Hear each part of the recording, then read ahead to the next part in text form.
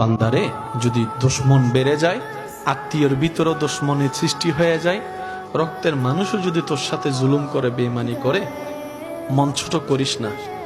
তোদের জীবনের প্রতিটা ক্ষণে কিভাবে মোকাবেলা করবি সেটা প্র্যাকটিক্যাল শিখে নেওয়ার জন্যই আমি প্রত্যেকটা নবীকে এক একটা মুসিবত দিয়ে তোদের জন্য শিক্ষার ব্যবস্থা করে দিয়েছি। সুবহান। তোদের উপর যখন আপনরা বেশি কষ্ট দিবে, জুলুম করবে, ইউসুফ নবীর জীবনীটা একটু খেয়াল করিস। ইউসুফ নবীর জীবনীটা একটু খেয়াল করিস। ওনার আপন রক্তের ভাইয়েরা কি পরিস্থিতি ওনাকে করেছিল যে কূপের মধ্যে ছোট বাচ্চাকে ফেলে দিয়েছে, কিন্তু আমি রব তাদের সে প্ল্যানিংটাকে নষ্ট করে দিয়ে, যারা ওনাকে কূপে ফেলে ধ্বংস করে দিতে চেয়েছিল, আমি সেই ইউসুফকে মিশর পর্যন্ত পৌঁছাই দিয়েছি। জগৎ ওনাকে অপরাধী ভেবে, অপরাধী মনে করে জেলখানায় বন্দী বানিয়েছে।